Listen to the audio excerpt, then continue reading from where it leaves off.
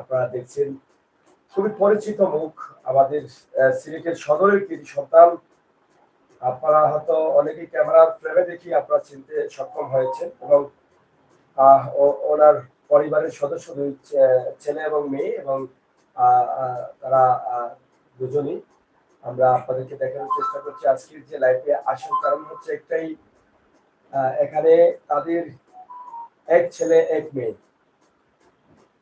মেয়ে গত কয়েকদিন আগেই কিন্তু সিলেট রাকিব রাবিয়া মেডিকেলি ডাক্তারি পড়ায় চান্স নিয়েছেন এবং ভর্তি হয়েছেন, এবং ছেলে গতকাল এসএসসি রেজাল্ট দেওয়া হয়েছে আপনারা জানেন বাংলাদেশ শিক্ষা বোর্ড থেকে। সেখানে scholars home school and college শাহিদগা শাখা থেকে গোল্ডেন জিপিএ পেয়ে সে সুনাম অর্জন করেছে গোটা সিলেটের। আমরা আজকে তাদের বাসায় এসেছি তাদের কাছ থেকে তাদের অনুভূতিটা জানার, বিশেষ করে যেই ছেলেটি আজকে মা বাবার মুখে হাসি ফুটিয়েছে, যিনি ডাক্তার খলিলুর রহমান, মানুষের কল্যাণে কাজ করেন, অসহায় মানুষ নিয়ে কাজ করেন, যাকে গরিবের ডাক্তার বলা হয়, মানবিক ডাক্তার বলা হয়, গরিবের ফেরিওয়ালা বলা হয়, বিভিন্ন ভাবে যার পরিচয় রয়েছে আমাদের সিলেটবাসীর কাছে খুবই পরিচিত এক মুখ ডাক্তার খলিলুর রহমান। এবং পাশে বসে আছেন ওনার সহধর্মিনী MST রুনা লায়লা, এবং তাদের বড় মেয়ে এখানে বসা আছেন ফারিহা রহমান রিদি এবং ছেলে ফারদিন রহমান রিদন। তো আমরা প্রথমে রিদনের কাছ থেকে একটু জানবো। রিদন, কেমন আছো? ধন্যবাদ আপনাদের সবাইকে এখানে আসার জন্য। আলহামদুলিল্লাহ ভালো আছি। তো রিদন, এই যে গোল্ডেন জিপিএ 5 পেয়ে তুমি এসএসসি তে রেজাল্ট ভালো নিয়ে এসেছো, তোমার আম্মু আব্বুর মনের যে চিন্তা ভাবনা ছিল, তাদের যে স্বপ্ন তোমাকে নিয়ে, যে এক সময় তুমি মানুষের কল্যাণে কাজ করবা, তো সেটা তো আসলে স্বপ্ন থাকে মানুষের, সেই স্বপ্নটা বাস্তবায়নের দিকে নিয়ে যাচ্ছ। এসএসসি তে গোল্ডেন জিপিএ পাওয়ার পর থেকে তারা অনেকটা আনন্দিত যে তারা যে স্বপ্ন দেখছেন সেই স্বপ্নটা হয়তো পূরণ হবার সম্ভাবনা রয়েছে যদি আল্লাহ তাআলার হুকুম হয়। আসলে এই জিপিএ আনার পিছনে তোমার কার কার সহযোগিতা, কি কি করতে হবে, মানে এই রেজাল্ট আনতে হলে কি করতে হয় একজন স্টুডেন্ট অথবা গার্জিয়ানের পক্ষ থেকে?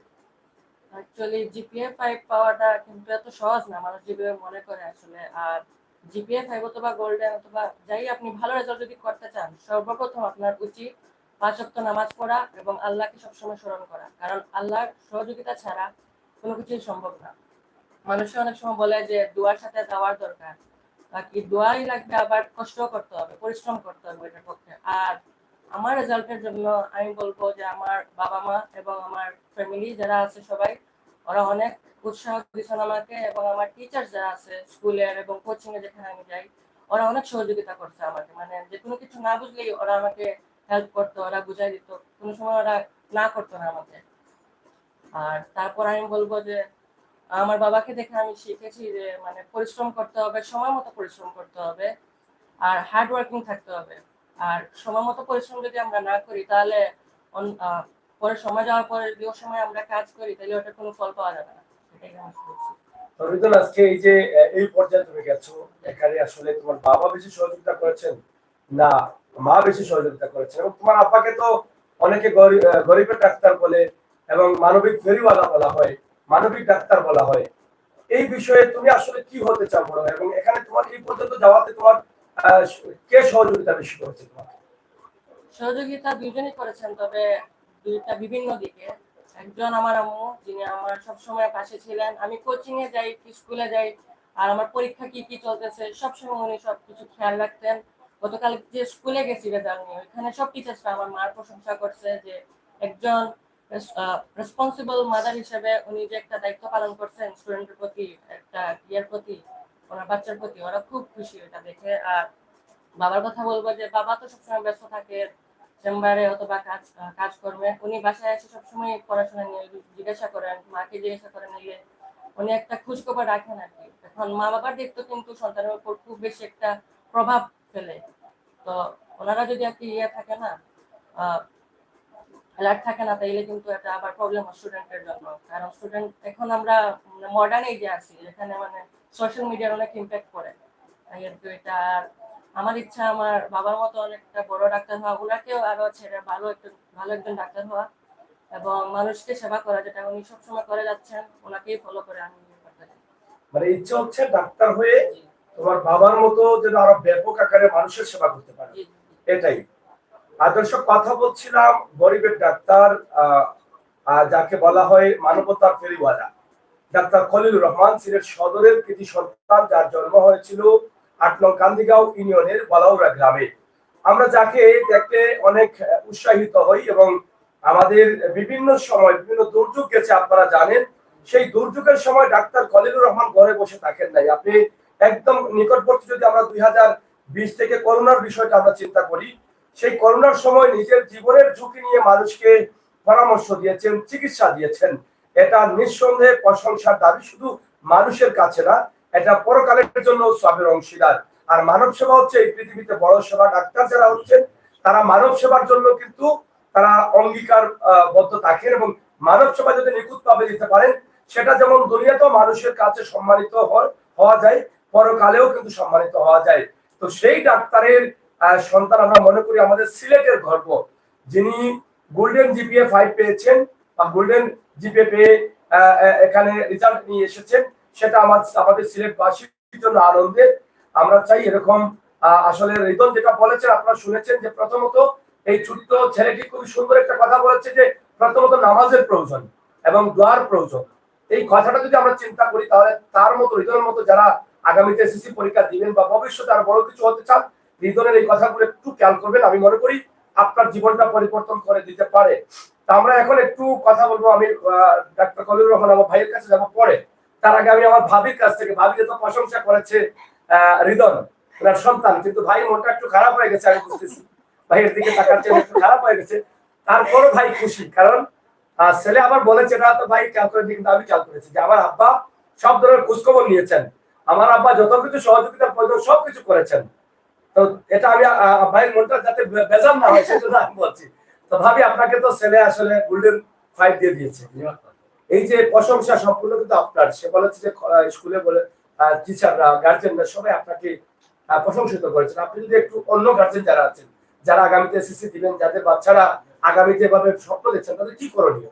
ধন্যবাদ আপনাকে। আমার ছেলে, আমি তাকে ধন্যবাদ জানাই, কারণ সে সরাসরি আমার সাথে ছিল স্কুলে। তো সেখান থেকে সে যা কিছু দেখতে পেরেছে, আমার মনে হয় সেটা ভবিষ্যতে তার জন্য অনেক ইন্সপিরেশন জাগাবে। কারণ আমি চাই প্রতিটি বাচ্চা তার ফার্স্ট অফ অল তার মা বাবার কথা শুনুক, কারণ মা বাবা তার সবচেয়ে বড় গাইড। কারণ সে যদি একটা ভালো সুসন্তান হতে চায় তাহলে মা বাবার কথাগুলো শোনা জরুরি, কারণ কোনো মা বাবাই কখনো কারো বাচ্চার জন্য খারাপ কিছু চায় না। তারপরে হলো কঠোর পরিশ্রম তাকে করতে হবে, 5 ওয়াক্তের নামাজ পড়তে হবে। এবং আমার ছেলে শুধু 5 ওয়াক্তের নামাজ না, সে ম্যাক্সিমাম টাইম তাহাজ্জুদের নামাজটাও পড়তো এবং সে রাত প্রায় 3টা পর্যন্ত মানে একটানা সে পড়ালেখা করতো। মানে সে খুব কঠোর পরিশ্রমী। শুধু আমার ছেলে না, আমার মেয়েও সেম। আমার মেয়েও পড়ালেখায় খুবই মানে পরিশ্রমী। তো আমি আল্লাহ তাআলার কাছে শুকরিয়া জানাই যে উনি আমাকে এত বড় একটা মানে গিফট আমাকে উপহার দেওয়ার জন্য। আমি চেষ্টা করেছি ওদের জন্য, ওদের পিছনে লেগে থেকেছি যাতে ওরা যেন ভালো কিছু আমাদেরকে দিতে পারে, সবাইকে দিতে পারে, সবাই যাতে ওদেরকে নিয়ে গর্ব করে বলতে পারে যে ডাক্তার সাহেবের ছেলে মেয়ে মানে ভালো মানুষ হিসেবে সমাজে বসবাস করবে। তো এটা বলে আমি আমার বক্তব্য শেষ করছি। না ভাবি, শেষ করলে হবে না, আমার প্রশ্ন থাকতে পারে। আমি আমার মামুনির সাথে একটু কথা বলতে চাই। আমরা আরিদির সাথে একটু কথা বলতে চাই যে আসলে এটা কিন্তু শেষ না। আমরা যদিও ছোট থেকে শুরু করেছি, কিন্তু রেডিও তো একদম পিছিয়ে না। রেডিও তো বাবার মোটামুটি বাবা যে প্রতিষ্ঠান থেকে আজকে মানবিক ডাক্তার হয়েছেন, গরিবের ডাক্তার হয়েছেন, সেই প্রতিষ্ঠান সিলেট জালালাবাদ রাকিব রাবিয়া মেডিকেল কলেজে কিন্তু রিদি ইতিমধ্যে চান্স পেয়েছেন এবং সেখানে কিন্তু ক্লাসও করছেন। তো রিদি আসলে এই মুহূর্তে তোমার বাবা মাকে নিয়ে প্রথমে কি বক্তব্য, আমি এটা শুনতে চাই। পরবর্তীতে তোমার স্বপ্নটা আমরা শুনবো। তোমার বাবা মাকে আসলে এই পর্যন্ত যাওয়াতে তারা কতটুকু সহযোগিতা করে, তুমি কি বলবে তোমার পক্ষ থেকে? আসসালামু আলাইকুম এবং আপনাদের সবাইকে ধন্যবাদ আপনারা আজকে এখানে এসেছেন আমাদেরকে আরো উৎসাহিত করার জন্য। তো প্রথমে যদি আমি আমার বাবা মাকে নিয়ে বলি, তাহলে আমার জীবনে আমি এখন পর্যন্ত যা যা অ্যাচিভ করেছি তার সবকিছুর পিছনে আমার বাবা মার অনেক অনেক অনেক বেশি অনেক বেশি অবদান। কারণ ছোট থেকে এখন পর্যন্ত আমি যে কনস্ট্যান্টলি পড়ালেখায় মনোযোগী থাকা, দেন পরীক্ষায় ভালো করা, আমার চলাফেরা, আমার ম্যানার্স সবকিছু হচ্ছে কি আমার বাবা মা আমাকে শিখিয়েছে। মানে কিভাবে ভালো করে একটা সমাজে ভালো মানুষ হয়ে উঠতে হবে সবকিছু আমার বাবা মা আমাকে গাইডলাইন দিয়েছে। আর স্পেশালি যদি আমি আমার মেডিকেল এডুকেশনের কথা বলতে যাই, তাহলে এখানেও আমার বাবা মার অনেক বেশি গুরুত্ব। আমার টিচার্সরাও আমাকে অনেক সাপোর্ট করেছেন, সহযোগিতা করেছেন, কিন্তু প্রথমেই আমার বাবা মা কথাই আমি বলবো। আমার এখনো মনে আছে আমি যখন অ্যাডমিশনের জন্য পড়ালেখা করতাম, রাত সকালে আমি 10টা 11টায় উঠতাম, আর কন্টিনিউয়াস হচ্ছে গিয়ে রাত 2টা 3টা কখনো 4টাও বেজে যেত। সো তখনকার টাইমে হচ্ছে গিয়ে আমার আম্মু হচ্ছে গিয়ে আমি যতক্ষণ পর্যন্ত সজাগ থাকতাম আমার আম্মু আমার পাশে বসে থাকতো। কারণ কেননা আমি যদি বোর্ড ফিল করি তাহলে আমার মা আমার পাশে থাকলে আমি যেন উৎসাহিত ফিল করি, তাই আমার মা আমার পাশে বসে থাকতো যেন আমি বোর্ড ফিল করি না। সেম তেমনই হচ্ছে গিয়ে আব্বুকে তো তেমন একটা পাইতাম না, কারণ আব্বু হচ্ছে গিয়ে চেম্বারে যেত, আব্বুর অনেক পেশেন্স থাকতো। সো বাবার অবদানও কিন্তু কোনো অংশে কম না, কারণ আব্বু হচ্ছে গিয়ে সমাজের জন্য অনেক কাজ করে দিতেন। সমাজে যে গরিব দুঃখী আছে ওনাদেরকে ট্রিটমেন্ট দিতেন, ওনাদের পাশে থাকতেন। তো ওই কেসে আমি এটা কমপ্লেন না, আমি বলবো যে আমার বাবার অবদানটাও অনেক বেশি। আমার বাবা এসে রাত শেষে বাবা এসে আমাকে জিজ্ঞেস করতেন যে আমার পড়ার কতটুকু প্রোগ্রেস হয়েছে, আমি কতটুকু রিভিশন দিতে পেরেছি, বা আমার পড়ালেখার হালচাল কেমন চলছে। তো আমি এটাই বলবো যে আমার বাবা মার অবদান এখন পর্যন্ত, মানে আমার লাইফে আমি যা অ্যাচিভ করেছি তার জন্য আমার বাবা মার অবদান অনেক বেশি। রিদি, আমরা জানতে চাই এখন যেটা নিয়ে লেখাপড়া করছো ডাক্তারি এবং জালালাবাদ রাকিব রাবিয়া মেডিকেলে, তো সেখান থেকে ডাক্তার হয়ে আসলে কি স্বপ্ন? ডাক্তার তো আছেন, ডাক্তারের যেরকম গুণ আছে সুনাম আছে, এরকম কিন্তু ডাক্তারকে অনেকে অনেকভাবে খারাপও বলে। আসলে কোন ধরনের ডাক্তার হতে চাই? তোমার আব্বা তো একজন মানবিক ডাক্তার এবং গরিবের ডাক্তার বলে অনেকে ইতিমধ্যে জানেন, এবং উনার হাত দিয়ে মানুষও বলে যে তোমার আব্বা যদি চোখ বন্ধ করে ওষুধ দিয়ে দেয় সেটাও কিন্তু মানুষের রোগ কমে যায়, যার ফলে তোমার আব্বার চেম্বারে প্রতিদিন 100 থেকে 150-200 রোগী পর্যন্ত থাকেন, এবং তিনি এত মূল্যায়ন করেন রুগীদের, টাকা পয়সা চিন্তা করেন না। একজন রোগী যদি ফোন দিয়ে বলে যে ডাক্তার সাহেব আমি আসতে চাই বা আমার এই পরামর্শ দেন, উনি তাৎক্ষণিক পরামর্শ দিয়ে যাচ্ছেন। এই যে দিনের পর রাত কাজ করে যাচ্ছেন, যেটা তুমি নিজে বলেছো যে আমার আব্বা তো এদিকে সময় দিতে না পারলে আমার খোঁজখবর সবকিছু নিচ্ছেন এবং মানুষের কল্যাণে কাজ করছেন, সেটা দেখেই তো উৎসাহিত হচ্ছে যে আমিও আমার আব্বার মতো হতে চাই।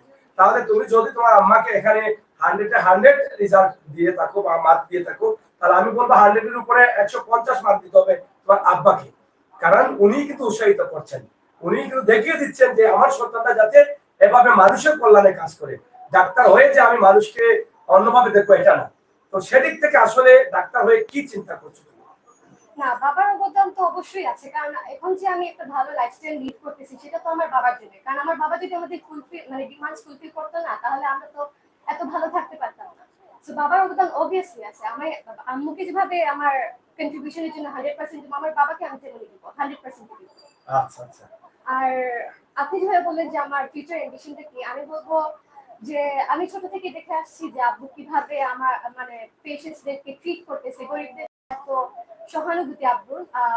গরিবদের প্রতি হচ্ছে গিয়ে ধনীরা তো হচ্ছে গিয়ে যে কোনো সময় ওদের টাকা পয়সা দিয়ে যে কোনো ভালো ভালো ডাক্তারের কাছে গিয়ে ট্রিটমেন্ট নিতে পারে, কিন্তু গরিবরা হচ্ছে গিয়ে এই দিকে একটু বঞ্চিত থাকে, কারণ ওনাদের টাকা পয়সার অভাবে ওনারা ভালো চিকিৎসা নিতে পারে না। তো আমি দেখেছি যে আব্বু কিভাবে অনেক সময় টাকা ভিজিট নেয় না, বা অনেক সময় অনেক টেস্টের টাকাও হচ্ছে গিয়ে মাফ করে দিয়ে পেশেন্টসদের খুব ভালো ট্রিটমেন্ট করে দেয়। এবং আমার এমবিশন হচ্ছে কি এইভাবে, আমি আমার বাবার মতো হচ্ছে কি ফিউচারে অনেক একটা মানবিক ডাক্তার হবো, স্পেশালি হচ্ছে কি গরিবদের পাশে থাকবো এবং ওনাদের ভালো চিকিৎসা দিয়ে যাব, এবং আমি আমার বাবার নামটা আরো উজ্জ্বল করব। ধন্যবাদ। আমরা কথা বলছিলাম ফারিয়া রহমান রিদির সাথে। আপনারা শুনেছেন যে আসলে বাবাকে দেখে উৎসাহিত হয়েছেন, এবং একটা কথা খুবই গুরুত্বপূর্ণ কথাটি যেটা রিদি বলেছেন যে এটা আমরাও অনেক সময় ভাবি যে গরিব যারা তারা কিন্তু ভালো ডাক্তার দেখাতে পারেননি, কারণ ডাক্তার সাহেবদের দোষ দিয়ে লাভ নেই, কারণ তারাও লেখাপড়া করতে অনেক ইনস্ট্রুমেন্ট যেগুলো আছে যে পরীক্ষা নিরীক্ষার জন্য অনেক যন্ত্রপাতি কিন্তু কোটি কোটি টাকা দিয়ে।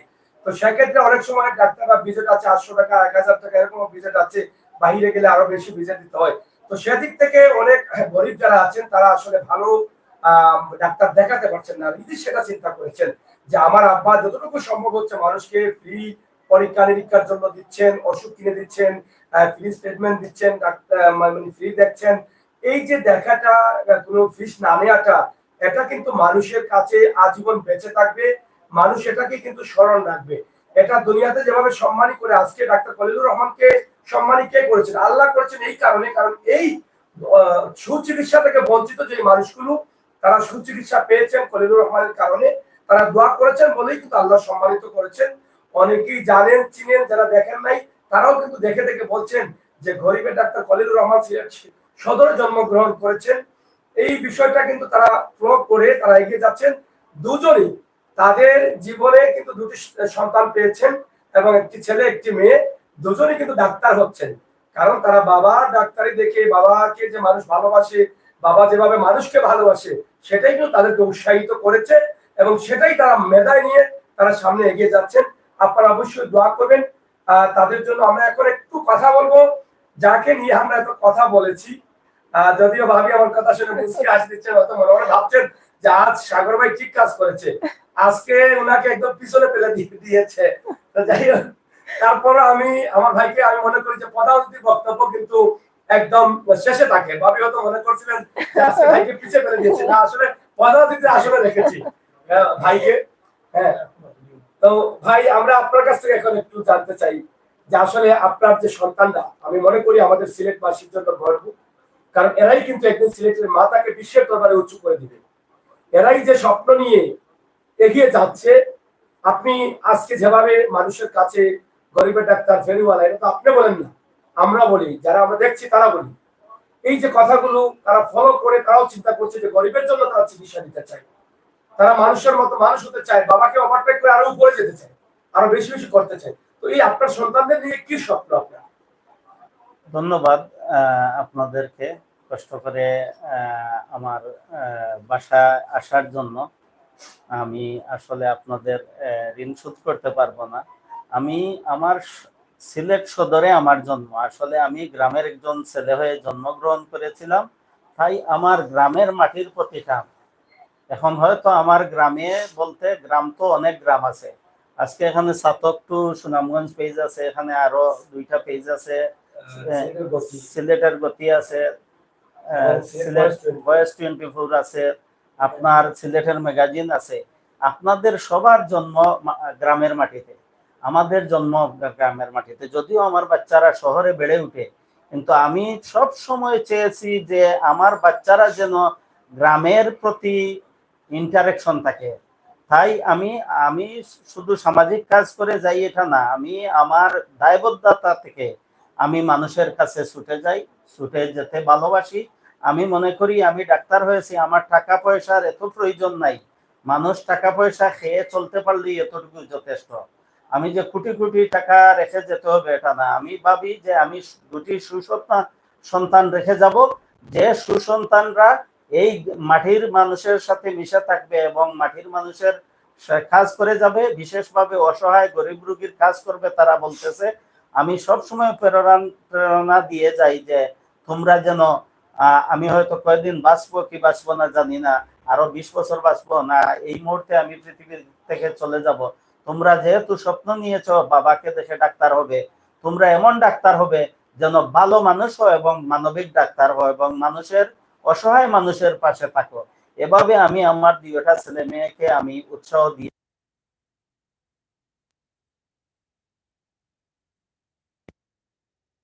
সন্তানরা কষ্ট করে আসলে ডাক্তার হয়। আসলে ডাক্তারি পেশাটা আপনার যারা লেখাপড়া করে বা যে সকল মা বাবা দেখে যে সন্তানরা পড়তেছে, তারা জানে এই পেশাটা একটা চ্যালেঞ্জিং পেশা এবং কতটুকু পরিশ্রম করতে হয় আমরা জানি। যেদিন থেকে এমবিবিএস ক্লাস শুরু হবে লাস্ট পর্যন্ত, সে উচ্চতর ডিগ্রি নেওয়া পর্যন্ত তাকে দিন রাত পরিশ্রম করে যেতে হয়। পরিশ্রম করতে করতে একজন ডাক্তারের বয়স আসলে অনেক হয়ে যায়, তারপরে হয়তো সে সমাজে ডাক্তার হিসেবে প্রতিষ্ঠা লাভ করে, কিন্তু অন্য সেক্টরে হয়তো পরিশ্রম আছে, বাট আমি মনে করি আমাদের সেক্টরের মতো পরিশ্রম না। তাই আমি মনে করি আমার যত ডাক্তাররা লেখাপড়া করতেছে, নতুনরা আসতেছে, অনেকেই সমাজের অনেকভাবে কাজ করে না এমন না, করে কারো হয়তো প্রকাশ পায়, কারো প্রকাশ পায় না। তো আমি আহ্বান রাখবো আমার ডক্টর সমাজকে যেন গরিব অসহায় রোগীদের পাশে কম বেশি অন্তত দাঁড়াতে পারে। হয়তো সব সময় সুযোগ হবে না, ঠিক আছে, কিন্তু যতটুকু সময় পারা যায়, যতটুকু দেয়া যায় আর্থিকভাবে আসলে সহযোগিতা করে থাকতে হবে। কারণ আমরা তো মানুষ, আমরা একদিন চলে যেতে হবে। আজকে আমি যদি কিছু করে যাই, হয়তো পরবর্তী প্রজন্ম আমাকে স্মরণ রাখবে যে অমুক ডাক্তার আমাদের সমাজের জন্য কিছু করে গেছে। তাই আমার উচিত সবাইকে, বিশেষভাবে আমার ছেলে মেয়েদেরকে আমি আপনাদের মাধ্যমে বলবো, দেশবাসীর উদ্দেশ্যে, তারা যেন মানবিক ডাক্তার হয়, ভালো মানুষ হয়, এই দোয়া সকলের কাছে চাই। আমি আপনার কাছ থেকে, আপনি একজন অভিভাবক, আপনি দুটি সন্তানের পিতা, সেক্ষেত্রে আমাদের সমাজে তো অনেকেই স্বপ্ন দেখে যে সন্তান ভালো হোক, লেখাপড়া ভালো করুক। আসলে আপনার দুটি সন্তানই তারা স্কলার্স হোম স্কুল এবং স্কুল অ্যান্ড কলেজ থেকে তারা ভালো রেজাল্ট করেছে। শুধু কলেজে দিলে আর স্কুলে দিলে তো রেজাল্ট করা যায় না, তার পিছনে কিন্তু শ্রম দিতে হয়, তাদেরকে দিক নির্দেশনা দিতে হয়, যেটা প্রথম অংশে আপনার সন্তান খুবই সুন্দরভাবে বলে গেছে যে আসলে একটা সন্তানকে ভালো রেজাল্ট করতে হলে কি প্রয়োজন। প্রথমেই কিন্তু রিদন বলেছে, আপনি হয়তো শুনেছেন, যে প্রথমত আল্লাহর শুকরিয়া আদায় করতে হবে, নামাজ পড়তে হবে, দোয়া করতে হবে। দোয়া ছাড়া কিছু পাওয়া যায় না। এটা খুবই গুরুত্বপূর্ণ একটা কথা। আমি মনে করি এই কথাটি তার মতো, রিদনের মতো যারা আছেন বা তার নিচে যারা আছেন, যারা লেখাপড়া করছেন, তারাও কিন্তু 5 ওয়াক্ত নামাজ পড়ে আল্লাহ তাআলার কাছে চাইবেন। এটা আমার শুনে অনেক ভালো লেগেছে। তার মুখ থেকে এত সুন্দর কথা দিয়ে আমরা লাইভটি শুরু করতে পারছি। আসলে আপনার পিতার থেকে আসলে কি বক্তব্য দিবেন, যারা আগামীতে তাদের সন্তানদেরকে শুধু ডাক্তার না, অনেকে বিমানে পাইলট করতে চান, ইঞ্জিনিয়ার করতে চান, তাদের কি পরামর্শ রয়েছে আপনার কাছ থেকে, যে এভাবে সন্তানদের এই কিছু করলে বা এভাবে করলে, এই পরামর্শ দিলে শুধু তো তাদেরকে লেখাপড়ার চাপ দিলে হবে না, তাদের মানসিক, তাদের মেধা শক্তিশালী করার জন্য তো আপনি ডাক্তার হিসেবে অনেক পরামর্শ দিয়ে থাকেন। তো আজকে যদি আমরা ফ্রি একটা এক্সপেরিমেন্ট নিয়ে নেই, আমাদের দর্শকদের জন্য একটু বলে দেন। ধন্যবাদ আপনাকে। আসলে প্রথমে হলো সুসন্তান হিসাবে প্রত্যেকটা গার্জিয়ান বাচ্চাদেরকে গড়ে তুলতে হবে।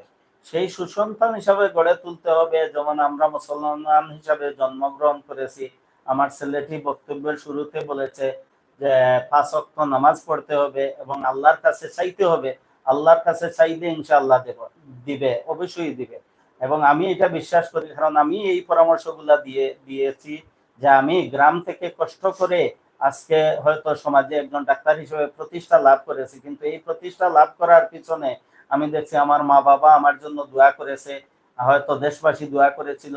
তদ্রূপ আমি আমার ছেলে মেয়েকে বলি যে শুধু লেখাপড়া করলে হবে না, ভালো মানুষ হতে হবে। ভালো মানুষ হতে গেলে প্রথম শর্ত হলো 5 ওয়াক্ত নামাজ পড়তে হবে। আলহামদুলিল্লাহ আমার ছেলে মেয়ে দুটি 5 ওয়াক্ত নামাজ পড়ে, এই উপদেশটা অন্তত মাইনিয়া চলে, এবং এই নামাজ পড়ার কারণেই আজকে ভালো রেজাল্ট করার একটা সুযোগ হয়েছে। শুধু যে আমি বলবো যারা স্টুডেন্ট আছেন যে শুধু ডাক্তারি পড়তে হবে এমন না। আমি তো প্রায়ই বলি যে আপনি যে সাবজেক্টেই পড়েন, আপনি মনে করবেন যে আপনি ওই সাবজেক্টটাকে ভালোভাবে আয়ত্ত করে নিয়ে পড়তে হবে, এবং প্রত্যেকটা স্টুডেন্টদেরকে সময় মেনটেন করে চলতে হবে। তার শুধু লেখাপড়া করা না, তাকে খেলাধুলায় মনোযোগী হতে হবে, তাকে পরিবারের মা বাবার উপদেশ মেনে চলতে হবে, টিচারদের উপদেশ মেনে চলতে হবে। এই যে বেসিক জিনিসগুলো, এগুলো যদি মেনে চলে এবং প্রত্যেকটা দিন যদি লেখাপড়ায় কাজে লাগায়, ইনশাআল্লাহ প্রত্যেকটি বাচ্চা, বিশেষভাবে আমার বাংলাদেশের প্রত্যেকটি বাচ্চা ভবিষ্যতে বড় হবে বলে আমি আশাবাদী। কারণ পরিশ্রম করলে পরিশ্রম কোনোদিন বৃথা যায় না। যেমন আমার ছেলে, যদি বলি, হয়তো আপনারা অনেকেই জানেন না, যেমন এবছর আমার ছেলে কেমিস্ট্রিতে 100-তে 100 মার্ক পেয়েছে। এটা একটা বিরাট অবদান। কালকেও আমি শুনেছি সিলেট শিক্ষা বোর্ডের পরীক্ষা নিয়ন্ত্রক উনি বলেছে যে সিলেটের রেজাল্ট খারাপ করার পিছনে গণিতে নাকি ম্যাক্সিমাম স্টুডেন্টরা খারাপ করেছে। কিন্তু আমার ছেলে সায়েন্সে পড়ে ইলেকট্রিক ম্যাথ এবং জেনারেল ম্যাথ দুইটা 99 পেয়েছে, ফিজিক্সে 97 পেয়েছে। অর্থাৎ কঠিন সাবজেক্টগুলায় বেশি মার্ক পেয়েছে। এই কঠিন সাবজেক্টগুলাকে আমার বিশ্বাস সে আয়ত্ত করে নিয়েছে এবং পরিশ্রম করেছে। তাহলে এইটা বলার উদ্দেশ্য আপনাদেরকে যে পরিশ্রম করে যেতে হবে, পরিশ্রম ছাড়া আপনি কোনোদিনই সফল হতে পারবেন না। এখন পরিশ্রম করতে গেলে আমার ছেলে কিন্তু সুন্দরভাবে বলেছে, লাইভে যারা শুনতেছেন যদি না শুনে থাকেন আমার ছেলের কথা, তাহলে শুনবেন যে ছোটবেলা থেকে পরিশ্রম করার মন মানসিকতা গড়ে তুলতে হবে। আপনি যেদিন ক্লাস 1 থেকে শুরু করবেন, আপনি হয়তো 1 থেকে 5, 6, 7 পর্যন্ত বুঝবেন না, কিন্তু 8-এ গিয়ে মিনিমাম বুঝতে হবে যে আমি কি করতে হবে। তখনই আপনার ব্রড মাইন্ডেড তৈরি করতে হবে যে আমি যেন ভালোভাবে লেখাপড়া করে এই সমাজে আমি যে লাইনেই যাই, যে আমি যেন আমার নিজেকে প্রতিষ্ঠিত করি। একজন স্টুডেন্ট যদি তার নিজেকে প্রতিষ্ঠিত করতে পারে, তার সমাজে সে তার গার্জিয়ানদেরকেও প্রতিষ্ঠিত করবে, তার আত্মীয় স্বজনদেরকে প্রতিষ্ঠিত করবে, তার মাধ্যমে দেখা যাবে অনেক লোক উপকৃত হচ্ছে। এখন যে লাইনেই পারেন আমার মতে মানে লেখাপড়াগুলা সঠিক সময়ে সঠিকভাবে চালিয়ে যাবেন।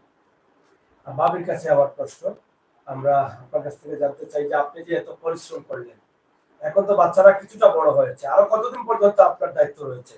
আমরা তো দেখেছি, আমরা যেহেতু প্রায় সময় বাইরের কাছে বিভিন্ন কাজে আসতাম, আমরা দেখতাম সকাল 7টায় 8টায় উঠেও কিন্তু আপনি বাচ্চাদের নিয়ে গেছেন, আবার 10টা 11টার দিকে নিয়ে আসছেন, আবার বিকেলে কোচিং এ নিয়ে যাচ্ছেন। এই এত পরিশ্রম করলেন, আসলে শেষ পর্যন্ত কি আশা করছেন আপনার দুটি বাচ্চা নিয়ে? ধন্যবাদ ভাইয়া।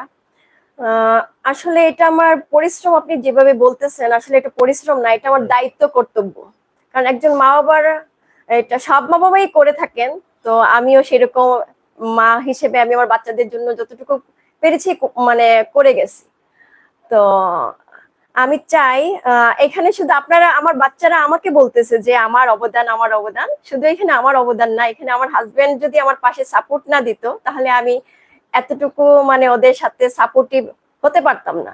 কারণ আমার স্বামীকে নিয়ে আমি যেভাবে গর্ব করি, আর ইনশাআল্লাহ আমার বাচ্চাদের নিয়েও ভবিষ্যতে আমি এভাবে গর্ব করব। এটা আমার বাচ্চারা কখনো আমাকে নিরাশ করবেন, আল্লাহ তাআলা আমাকে এই জায়গাটুকু থেকে নিরাশ করবেন না, এটা আমি আশাবাদী। এবং আমি চাই সবাই আমার বাচ্চাদের জন্য দোয়া করবেন, ওরা যেন বাবার মতো, বাবার যে মন মানসিকতা সেভাবে, সেই মন মানসিকতা এবং সেই বাবার আদেশ মানে বাবার মতো করে যেন বাবার রুল ফলো করে, ওরা যেন ওদের বাবার মতোই হতে পারে, এটাই আমার চাওয়া। আপনার কাছে আমার আরেকটি প্রশ্ন, আপনার স্বামী তো ডাক্তার, জি এবং আপনার মেয়েও সে ডাক্তারি করছেন, জি। কিন্তু আপনার ছেলেকেও ডাক্তার করছেন কেন? অন্য কিছু তো করতে পারতেন, বা আরো তো ভালো ভালো পেশা আছে। তো এগুলো চিন্তা না করে দুটি সন্তানকে এই চিন্তা করেন তাদেরকে নিয়ে।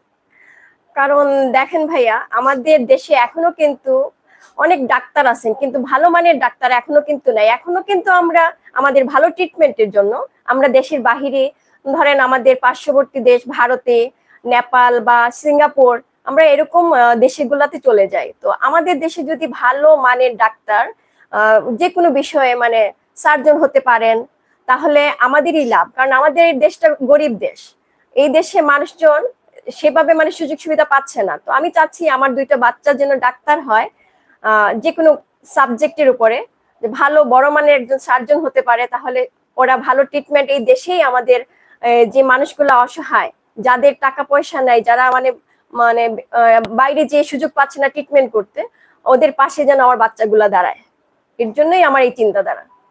আরিদান, আমরা তোমার কাছ থেকে জানতে চাই যে আসলে তোমার এই রেজাল্টটা যেটা পেয়েছো তুমি, এবং এটা আসলে সিলেটবাসী যারা দেখছেন তোমাকে এই মুহূর্তে, শুধু সিলেট না, আমাদের লাইভে তোমাকে অনেক অভিনন্দন, শুভেচ্ছা, অনেক কিছু জানাচ্ছেন। আমরা আসলে কমেন্ট গুলো পড়তে পারতেছি না। আমার অনেক পরিচিত, আমার ভাইয়েরও অনেক পরিচিত, আপনাদের অনেকে পরিচিত আছেন, অনেকে আলহামদুলিল্লাহ দোয়া করছেন দুটি সন্তানের জন্য, এবং অনেকেই বলছেন যে বাবার মতো মায়ের মতো সন্তানরা মেধাবী হবে, সুনাম অর্জন করবে, বিভিন্ন কমেন্ট আসছে আমাদের এই চ্যানেলগুলোতে।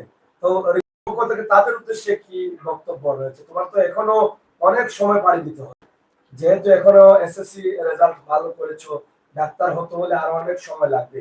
তো আসলে তাদের কাছে কি চাওয়ার রয়েছে? আজকে তারা বলছেন যে তাদের কাছে চেয়ে নেওয়ার জন্য, কারণ তুমি যেহেতু বলেছো যে দোয়াটা পৃথিবীতে বড় প্রয়োজন, তাহলে আমি এই সুযোগটা দিয়ে দিলাম তোমাকে। জি জি, আমি শিওরলি সবার কাছ থেকে দোয়া চাই, দোয়া প্রার্থী আমি। মানে দোয়া ছাড়া কিন্তু পসিবল না, মানুষের প্রতি মানুষের দোয়া থাকা দরকার, আর একটা কম্পিটিটিভ মাইন্ড থাকা দরকার সবসময়। আমি বিশ্বাস করি যে জেলাসি না, ওইটা কিন্তু না, ওইটার বিষয়ে আমি বলতেছি না, বাট কম্পিটিটিভ মাইন্ডটা থাকা উচিত আপনি যদি কোনো ভালো একটা রেজাল্ট করতে চান ওইটার ব্যাপারে। আর আপনাদের দোয়ায় তো আমি কি বলবো, আমি মানে অনেক খুশি আছি যে আপনারা সবাই আমার জন্য এত দোয়া করেন আর ইয়ে করেন, সেটাই আমি।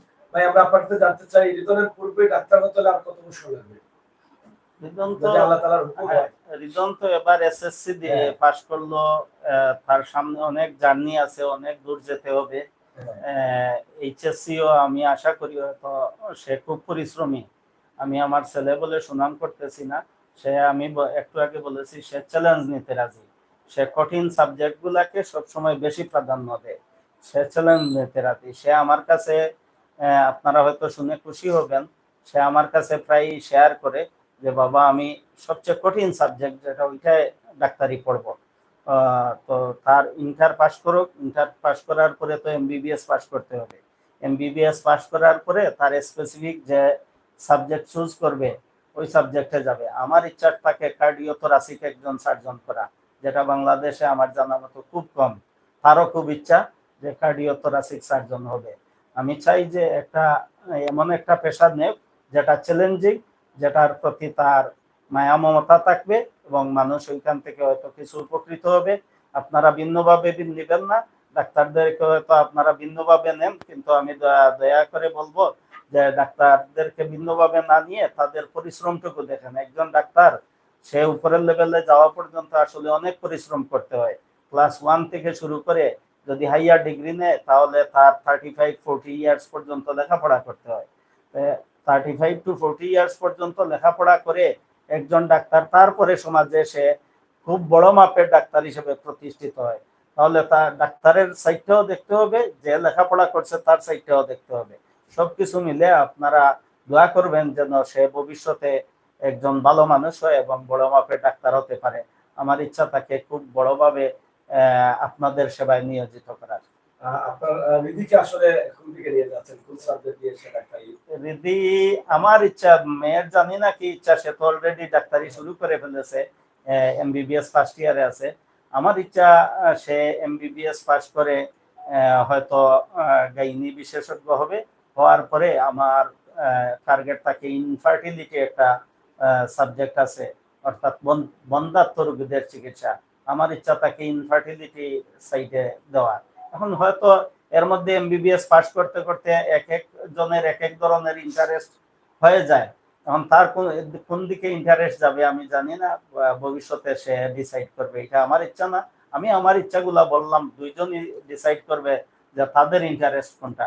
আমি তারা ডাক্তার হোক এটা কোনোদিন বলি নাই, আমি বলছি যে পেশাটাকে মনে করো তোমার সহজ, তুমি ভালো পড়তে পারবা, ভালোভাবে তোমার মাইন্ডে নিতে পারবা, তুমি যেটাকে আনন্দ মনে করো সেই পেশাটাকে বেছে নাও। আমি মা কিন্তু প্রেসার করতো যে বাবার মতো ডাক্তার হোক, কিন্তু আমি বলতাম না, তুমি যে সাবজেক্টটাকে পছন্দ করো, তুমি যদি মনে করো ভার্সিটিতে গিয়ে আমি একটা সাবজেক্ট পড়বো, আমি বিভিন্ন ডিপার্টমেন্টে পড়বো, পড়তে পারো, কিন্তু আমি কোনো সময় প্রেসারাইজ করি না। কিন্তু তাদের ইচ্ছা হলো তারা দুইজন বড় মাপের ডাক্তার হবে এবং মানবিক ডাক্তার হবে, এটা তারা মানে ইচ্ছা পোষণ করতেছে। এর জন্য সবার কাছে আমি, আমার যত শ্রোতা দর্শক আছেন সবার কাছে আমি দোয়া চাই আসলে যে তাদের ভবিষ্যতের জন্য আপনারা দোয়া করবেন, তারা যেন দেশবাসীর সেবা করতে পারে। আমরা শেষ করে নিতে চাই, যেহেতু আসলে আপনাকে মানবতা ফেরিওয়ালা অনেকে বলেন, মানবিক ডাক্তার বলেন, গরিবের ডাক্তারও বলেন। আসলে প্রত্যেক মানুষই যখন গরিবের ডাক্তার বলে, আপনি আমার ভাই হিসাবে, আমি এলাকার সন্তান হিসাবে আমিও গর্ববোধ করি যে আমার এক ভাই মানুষ গরিবের ডাক্তার বলছে, সেবা পাচ্ছে। আর আমি এই কথা কোনোদিন বলবো না, আমি নিজেও যে সেবা পেয়েছি করোনার সময়, যখন এই কথাটা ভাবি আমার শরীরের লোমটা দাঁড়িয়ে যায়। আমার যখন অবস্থা খুবই খারাপ ছিল তখন কিন্তু আপনি এবং আমার ভাবি আমাকে কল দিয়ে দিয়ে পরামর্শ দিয়েছিলেন, দেখেন আমার চোখে জল আসতেছে। সেই কথাটা আমি কখনো বলবো না, কিন্তু এভাবে এত রিক্সে আপনি মানুষকে যে সহযোগিতা করেছেন, আপনি করোনা রোগীদের একদম নিকটবর্তী, নিকটের থেকে হাত দিয়ে স্পর্শ করেছেন, এই ঝুঁকিটা নিলেন কেন? আপনারও তো সংসার ছিল, ভবিষ্যৎ ছিল, মানুষ তো বাঁচতে চায়, মরতে চায় না, এটা কেন করেছিলেন? এই বিষয়টা একটু বলেন। ধন্যবাদ সাগর, আপনাদেরকে ধন্যবাদ। আসলে আমি যখন করোনা আসলো, এই বিষয়টা যেহেতু আপনি তুলেছেন আমি একটু বলি। করোনার শুরুতে যখন আমাদের এক ডাক্তার সাহেব, এখানে ছাত্রপুর সুনামগঞ্জের পেজ আছেন, ওনার হয়তো বাড়ির কাছেই আমাদের ওনার আত্মীয় ডাক্তার হ্যাঁ। মঈনুদ্দিন ভাই আমাদের প্রথম যখন চলে গেলেন, তখন আসলে সমাজে একটা ভীতি চলে আসছিল, বিশেষভাবে ডাক্তার সমাজে, যে আমরা মনে হয় একে একে সবাই চলে যেতে হবে। যেহেতু করোনাটা আসলে প্রথমে সবাই বুঝে উঠতে পারে নাই, এটা ডাক্তার না, শুধু ডাক্তারদেরকে অনেকেই ওই সময় ব্লেম দিয়েছেন যে ডাক্তাররা কেন রুগীর পাশে থাকে না, রুগীর পাশে যায় না। আসলে সবারই জানের প্রতি মায়া থাকে, কেউ চায় না ইচ্ছা করে মরে যেতে। আমি যখন প্রথমে মঈনুদ্দিন ভাই মারা গেল, এর আগ পর্যন্ত আমি চেম্বার করলাম। মঈনুদ্দিন ভাই মারা যাওয়ার পরে কিন্তু আমার বড় বোন আর আমার একজন শালির জামাই আমাকে জোর করে 20 থেকে 22 দিন করে বসাইয়া রাখলো, যে দরকার নাই যাওয়ার, কারণ জান আগে বাঁচান। আমি 20-22 দিন পরে আমি আমার বড় বোনকে বললাম, আমার বোনের জামাইকে বললাম, আমার শালির জামাইকে, যে ভাই আমার ছেলে মেয়ে, আমার ওয়াইফ কিন্তু বলে নাই যে ঘরে বসে থাকার জন্য। ওরা বলছে ডাক্তার হয়েছো, তোমার ইচ্ছা, তুমি ট্রিটমেন্টে যাইতে গেলে যাও, আমাদের কোনো আপত্তি নাই। তো আমার ফ্যামিলি থেকে উৎসাহ পেয়েছি। ওরা যখন আমি যখন 20-22 দিন করে বসলাম, বসার পরে দেখলাম যে আমার আসলে আমি লেখাপড়া করেছি তো রুগীদের জন্য। করোনা তো একটা রোগ, ওইটা যদিও আল্লাহর সৃষ্টি হোক আর মনুষ্য সৃষ্টি হোক জানি না, এই বিতর্ক কবে শেষ হবে। করোনা একটা রোগ ছিল, যেখানে হয়তো করোনা হওয়ার পরে অনেক রোগী অসুস্থ হয়েছে, কিন্তু এই করোনা রোগীর পাশে আমি তখন চিন্তা করলাম যে আমি ঘরে বসে থাকলে তো হবে না, আমি রোগীর পাশে যেতে হবে। তখন আমি 20-22 দিন পরে সম্ভবত আমি চেম্বারে চলে গেলাম। এই চেম্বারে যাওয়ার পরে 3 মাস পরে আমার সাহস বেড়ে গেল। 5-6 মাস পরে আমি করোনা আক্রান্ত হলাম, হয়ে একদিন জ্বর ছিল, আল্লাহ আমাকে পরের দিন ভালো করে দিলেন। আমি 5 দিন রেস্ট নিয়ে 6 নম্বর দিন আবার কাজে জয়েন করলাম। জয়েন করার পরে আমি প্রত্যেকটা করোনা পজিটিভ রোগীকে আমার একদম টেবিলের পাশে বসাইয়া আমি পিঠে হাত দিয়ে বলতাম যে আপনি রোগ তো আল্লাহই দিবে, যে কোনো রোগ হোক, রোগ আল্লাহ দিবে, কিন্তু আপনি ভয় পাবেন না, আপনি সাহস নিয়ে চলেন। এই যে আমি যখন তার পিঠে হাত দিয়ে দিয়েছি, বলছি যে আপনি সাহস পান, আমি আল্লাহ আছে একজন, আল্লাহ সেভ করবে, আর আমি আপনাকে উসিলা করতেছি। তখন দেখতাম রুগীগুলো আসলে আমারও কান্না চলে আসতেছে। তখন দেখতাম রুগীটা চোখের পানি টলটল করে বলতো যে স্যার আমি হয়তো বাঁচবো কিনা জানি না, কিন্তু আপনি যে সাহস দিয়েছেন স্যার, এই সাহসে আমাকে অনেক দূরে গিয়ে নিয়ে যাবে। আমি অনেক করোনা পজিটিভ রোগী দেখেছি, অনেক 2 ইয়ার্সে আমি বন্ধ করি নাই চেম্বার, দেখেছি। আর এই দেখার কারণে আল্লাহ মহান, আল্লাহ আমি 3 থেকে 4 বার করোনা পজিটিভ হয়েছি, কিন্তু আমি আমার চিকিৎসা বন্ধ করি নাই ভয়ে। আমি সবসময় ভাবতাম যে আমি ডাক্তারি পেশা শিখেছি, তাই যে করোনা হোক না যে কোনো রোগ হোক, আমি যেন সবার পাশে থাকি। এই সবার পাশে থাকার কারণে আসলে সবাই আমাকে হয়তো আর একটু মানে আদর করে ভালোবাসে। তো আমি চাই এইভাবেই আমার ছেলে মেয়েরা তথা যত হবে সবাই যেন মানুষের পাশে থাকে, যে কোনো দুর্যোগ মুহূর্তে, যে কোনো সময় যে কোনো দুর্যোগ আসতে পারে, দুর্যোগ মুহূর্তে মানুষ যেন পাশে থাকে। তো ধন্যবাদ সবাইকে, এবং ধন্যবাদ আপনাদেরকে এত কষ্ট করে এসে আমাদের তো একটা কেক আছে আমাদের ঈদের জন্য, ঈদের জন্য এদিকে আমরা স্পেশালি সুযোগ করে নিয়ে নিলাম। তো আমরা শেষ করবো, পরে আগে কেকটা কাটবো, এরপরে আমার ভাবি তো সন্তানদের জন্য দেশের মানুষের কাছে কিছু চাইতে হবে, একদম এমনি তো সুযোগ ছেড়ে দিতে পারি না। তো আমরা শেষ করবো, আগে কেকটা কেটে নিই। কেকটা দাও, ওদিকে ছাড়া ওরা এখানে মধ্যেখানে বসে। আসো বাবা, মিডিলে আসো, এখানে আসো, আসো ওপাশে যাও, এখানে বসো, এখানে বসো, বসো। আমি এখানে উপরে উঠে যাই, এই যে এখানে বসো, বসো বসো। হ্যাঁ, আমি একটু পিছনে থাকলাম, ঠিক আছে? আচ্ছা দর্শক, আসলে অনেক কথা বললাম, আর একটু শেষ পর্যায়ে আসলাম এই কারণে, কারণ আমি আগে বলেছি যে করোনায় আক্রান্ত আমি ছিলাম, আমার স্ত্রীও ছিলেন। সেই সময়টা কিভাবে গেছে একমাত্র আল্লাহই জানেন, যারা করোনা আক্রান্ত হয়েছিলেন তারা বলতে পারবেন। আমার অবস্থা যখন খুবই খারাপ অবস্থা ছিল, সিলেট সদর হসপিটালে ভর্তি ছিলাম, সেই সময়ে কিন্তু অনেক সময় ভাই আমাকে পরামর্শ দিয়েছেন, ভাবি পরামর্শ দিয়েছেন, এবং আমার স্ত্রীর চিকিৎসা বাড়িতে দিয়েছেন। আল্লাহ তাআলার অশেষ মেহেরবানিতে আমার ভাইয়ের উসিলায় আল্লাহ তাআলা সুস্থ করেছেন। সেই সময় আসলে চিকিৎসাটা বড় না, মানসিক শক্তিটা, সাহসটা অনেক বড়, আর সেই সাহসটা দিয়েছিলেন আমার ভাই এবং ভাবি। তো এরকম মানুষের আমাদের প্রয়োজন, শুধু আমার না, তিনি বলেছেন এবং আমি নিজেও জানি যে শত শত রোগী সেই সময় সিলেট সদর তথা সিলেট বিভাগের বিভিন্ন স্থান থেকে ডাক্তার খলিলুর রহমানের কাছ থেকে সহযোগিতা নিয়েছেন, সেই থেকে কিন্তু মানুষের দৃষ্টি কেড়েছেন ডাক্তার খলিলুর রহমান, একজন মানবিক ডাক্তার। 2022-এর ভয়াবহ দুর্যোগ পানির বিষয়টা তো আমরা বলাই বাদ দিয়ে দিচ্ছি, এটা আমরা বলবোই না, কিন্তু করোনার সময় যেটা করেছেন সেটাই কিন্তু মানুষ বুঝেছেন যে ডাক্তার কাকে বলে, এবং ডাক্তার নিজের জীবনের ঝুঁকি নিয়ে আজকে চেম্বার করছেন, কিন্তু অনেক ডাক্তারকে সেই সময় খুঁজে পাওয়া যায় নাই।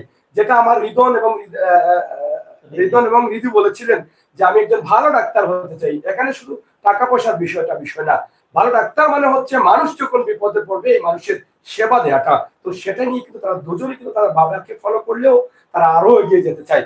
আজকে আমরা রিদনের জন্য একটা কেক আছে স্পেশালি, এটা আমরা কাটবো, কারণ রিদন যে ভালো রেজাল্ট করেছেন, গোল্ডেন পেয়ে কিন্তু রেজাল্ট নিয়ে আসছেন মা বাবার জন্য, তাদের পক্ষ থেকে একটি কেক আমরা ছোট্ট পরিসরে এটা কাটছি, একটু আপনারা এটা কেটে নিন।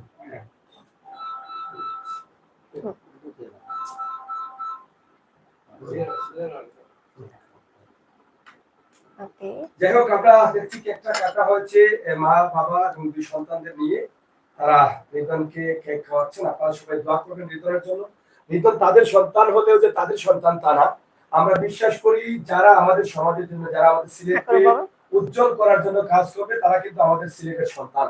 আমরা সবাই তাদেরকে নিয়ে গর্ব করতে পারি। তাই আমরা আশা করব এই বাচ্চাগুলোর জন্য আপনারা দোয়া করবেন, এবং ডাক্তার খলিলুর রহমান যে চিন্তা ভাবনা করছেন এবং রুনা লায়লা যে চিন্তা ভাবনা করছেন, আমরা অবশ্যই মনে করি আপনারা তাদের জন্য দোয়া করবেন। তো ভাবি, আপনি আসলে আমি শেষ করে নিতে চাই, কারণ আমি মনে করি যে ভাইয়ের জন্য অপেক্ষা করছেন চেম্বারে অনেক রুগীরা, তাও দ্রুত যাতে যেতে পারেন। একটু দর্শকদের উদ্দেশ্যে যদি আপনার যারা দেখছেন আপনার সন্তানদের, আজকে যাদেরকে আপনার সন্তানের এই বিষয়গুলো শেয়ার করুন, তাদের উদ্দেশ্যে কি বলার, কি চাওয়ার রয়েছে আপনার? যারা আজকে আমাদের এই প্রোগ্রামটা দেখছেন, ভাইয়াদের এই সহযোগিতার মাধ্যমে সবাইকে আমি ধন্যবাদ জানাই, ভাইয়াদেরকেও ধন্যবাদ দেই, কারণ ওনারাই সুযোগ করে দিয়েছেন আপনারা সবাই আমাদেরকে আমাদের কিছু কথা শোনার জন্য।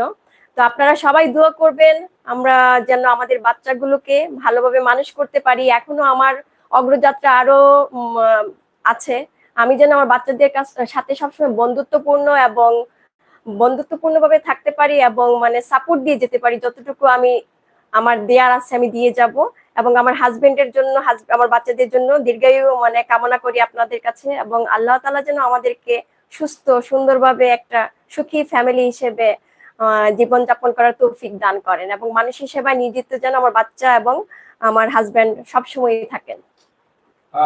ফারিয়া রহমান দিদি, আমরা একটু বিদায় হই। তোমার আঙ্কেল, তোমার অনেকে আছেন, অনেক তোমার পরিচিত অনেকে আছেন, আমরা কমেন্ট করছে দেখছি আমরা, তুমি তাদের কাছ থেকে কি চাইবা এখন? প্রথমত আপনাদের সবাইকে ধন্যবাদ জানাই, আপনারা এত কষ্ট করে এখানে এসেছেন। আর যারা যারা আজকে আমাদের এই লাইভগুলো দেখছেন, আমাদের সাথে আছেন, আপনাদের সবাইকে অনেক ধন্যবাদ। এবং আপনারা সবাই আমার জন্য দোয়া করবেন যে আমি যে এখন নতুন আমার লাইফে একটা ফেজ স্টার্ট করলাম, সেটাতে আমি অনেক ভালো করে যেতে পারি এবং অনেক সাকসেসফুল হতে পারি, সেটাই সবার কাছে সবাই আমার জন্য দোয়া করবেন। দর্শক, শেষ করে নিতে চাচ্ছি আজকে যারা আমরা এখান থেকে একযুগে লাইভটি সম্প্রচার করছি, এখানে রয়েছে সিলেটের গতি, যার বর্তমান নাম রয়েছে সিলেট নিউজ ডে, এবং রয়েছে ৭ টু সুনামগঞ্জ, রয়েছে সিলেটের ম্যাগাজিন ফেসবুক পেজ এবং ইউটিউব চ্যানেল, সাথে রয়েছে এখানে সিলেট ভয়েস 24। তো আশা করি আপনারা যারা দেখেছেন, যারা দর্শক আছেন, যারা আসছেন, যারা আসবেন, যারা দেখবেন, প্রত্যেকেই দোয়া করবেন। আমরা প্রত্যেকেই দোয়া করি আমাদের যাদের সন্তান আছে, যাদের সন্তানদেরকে আমরা স্কুলে পাঠাই, মাদ্রাসা পাঠাই, প্রত্যেকটি সন্তান যেন মেধাবী হয়, একে অন্যের জন্য দোয়া করবো। আল্লাহ তাআলা কারো না কারো দোয়া কবুল করবেন, এবং সবাই মিলে সকলের দোয়া এবং সহযোগিতা। একটা কথা আমি বলতে চাই ভাইয়া, আপনি আমার মানে কথাটা হলো আমার হাজবেন্ডকে নিয়ে, কারণ আপনারা সবাই আমার হাজবেন্ড সম্পর্কে অনেক কিছু জানেন, অনেক ভালো মানের, উনি যে একজন ভালো মনের মানুষ সেটা মানে আমার থেকে আপনারা ভালো জানেন। আমি স্ত্রী হিসাবে খুবই গর্বিত ওনার মতো একজন হাজবেন্ড পেয়ে। আপনারা সবাই দোয়া করবেন যেন উনি যেন সবসময় আমার পাশে থাকেন, আপনাদের দোয়াই চাই। শুধু ভাই যে ভালো এটা না, আমি মনে করি আমার ভাবিও অনেক ভালো, কারণ আমি ভাই এবং ভাবির সাথে একটা ট্যুর করেছিলাম, আপনারা জানেন, সেই যমুনা সেতু, সেই সেতু ঘুরেছি এবং মামাতে খেয়েছি, ইলিশ ভাজি খেয়েছি। ভাবি অনেক আদর করে মানে খাওয়ার জন্য বলেছেন, এবং ভাইও কিন্তু সেখানে বিভিন্ন ভাবে সহযোগিতা করেছেন, এবং তাদের গাড়িতে করে আমরা অনেক জায়গায় ঘুরেছি।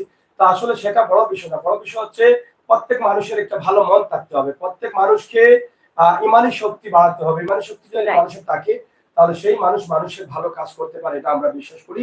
আজকের এখান থেকে ভিডিওটি করার কারণ হচ্ছে ডাক্তার খলিলুর রহমান সিলেট সদরের সন্তান হলেও শুধু সিলেট সদরে সীমাবদ্ধ না, পুরো সিলেট বিভাগই কিন্তু ওনার ছোঁয়া রয়েছে। আমরা আশা করি আগামীতে আরো বিভিন্ন জায়গায়, শুধু ডাক্তার খলিলুর রহমান চেম্বারে বসে যে চিকিৎসা করেন এটা না, আপনাদের সকলের জানা আছে, এটা আমার মুখের কথা না, তিনি ফ্রি মেডিকেল ক্যাম্পিং করে থাকেন। হয়তো আগামী 2-1 মাসের মধ্যে আরো বেশ কয়েকটি ক্যাম্পিং রয়েছে। গত কয়েকদিন আগে পার্সোনালি আমার সাথে কথা হয়েছিল।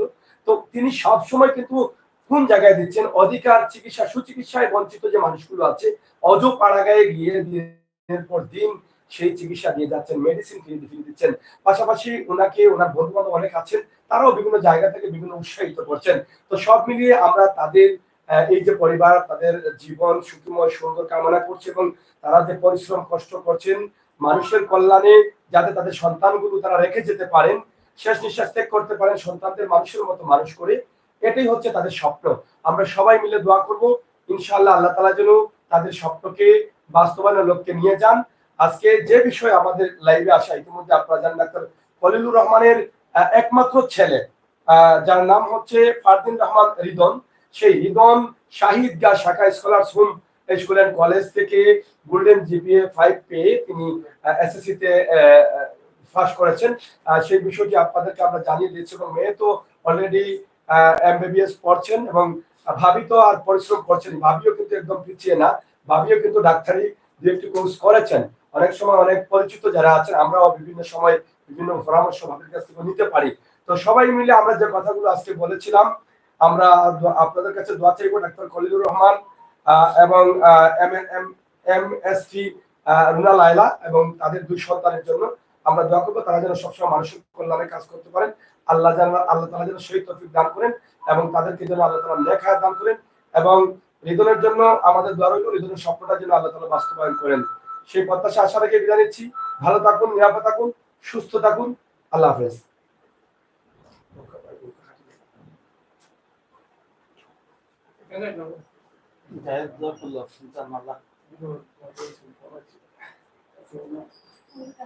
জাযাকাল্লাহ।